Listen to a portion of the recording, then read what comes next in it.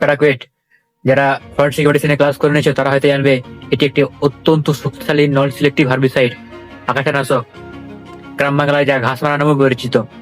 এটি মূলত কৃষিকাজে ব্যবহার হয়ে থাকে, কিন্তু এর অল্প পরিমাণ বিষ যদি মানব শরীরে প্রবেশ করে যায় তাহলে কিন্তু মৃত্যুর সম্ভাবনা প্রবল। তো চলো জানবো এই প্যারাকুয়েট দ্বারা মানুষ কিভাবে মারা যায় এবং কেন মারা যায় এবং এর প্রতিকার কি। প্যারাকুয়েট মানব শরীরে প্রবেশ করে সাধারণত ওরাল ইঞ্জেকশন দ্বারা, অর্থাৎ মুখ দিয়ে, হয় দুর্ঘটনাবশত অথবা ইচ্ছাকৃত। তারপরে এটি সোজা পৌঁছে যায় স্টোমাকে, সেখানে শোষিত হওয়ার পরে রক্ত প্রবাহের সঙ্গে মিশে যায়। রক্ত প্রবাহে প্রবেশের পর এটি বিশেষভাবে হয় ফুসফুসের অ্যালভিওলার সেলে। কোষের মধ্যে এটি রেডক্সাইক্লিং রিঅ্যাকশনের মাধ্যমে, অর্থাৎ বারবার জারণ বিজারণ প্রক্রিয়ার মাধ্যমে এটি প্রচুর পরিমাণে রিঅ্যাক্টিভ অক্সিডেসিস তৈরি করে, অর্থাৎ ফ্রি রেডিক্যাল, যেমন সুপার অক্সাইড আয়ন।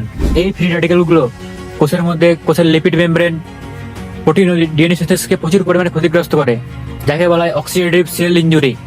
ফুসফুসে এর দীর্ঘমেয়াদী ফল হলো পালমোনারি ফাইব্রোসিস, যার ফলে ফুসফুস প্রচুর পরিমাণে ড্যামেজ হয়ে যায় এবং শ্বাস প্রশ্বাস নেওয়াও দুষ্কর হয়ে ওঠে। মানুষ যত শ্বাস নেই তত বেশি পরিমাণে ফ্রি রেডিক্যাল তৈরি হয়, তত বেশি পরিমাণে লাংস আরও ড্যামেজ হতে থাকে। এই ক্ষেত্রে শ্বাস নেওয়াটাও খুব বিপজ্জনক। যত বেশি অক্সিজেন শরীরে ততই বেশি ফুসফুস ড্যামেজ হতে থাকবে।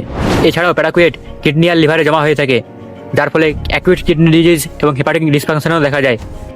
ফুসফুস, লিভার, কিডনি সবকিছু আস্তে আস্তে ক্ষতিগ্রস্ত হয় এবং রোগী আস্তে আস্তে মৃত্যুর কোলে ঢলে পড়ে। বর্তমান চিকিৎসায় এর কোনো অ্যান্টিডোট আবিষ্কার করা হয়নি। এর চিকিৎসা মূলত সাপোর্টিভ, সিমটোমেটিক, যতক্ষণ রোগীকে টিকিয়ে রাখা যায়। এই প্যারাকুয়েটের ক্ষেত্রে হাই মোর্টালিটি রেট দেখা যায়, অর্থাৎ যারা এই বিষ খেয়ে ফেলে তারাই কিন্তু বেশিরভাগই মারা যায়। অন্যান্য যেসব আগাছানাশকগুলো রয়েছে সেক্ষেত্রে সিমটোমেটিক ট্রিটমেন্ট করা যায়, মানে লক্ষণ উপসর্গ ভিত্তিক চিকিৎসার পরে পেশেন্টকে অনেক ক্ষেত্রে টিকিয়ে রাখা যায়। কিন্তু এই প্যারাকুয়েট খুব শক্তিশালী, মানব শরীরে প্রবেশ করলে বেঁচে থাকার চান্স একবারে নেই বললেই চলে। তাই এর থেকে দূরে থাকবেন, সতর্ক থাকবেন, সাবধানে ইউজ করবেন। ভিডিওটি ভালো লাগলে বেশি করে শেয়ার করো, আপনার একটি শেয়ার একটি প্রাণ বাঁচাতে পারে কিন্তু।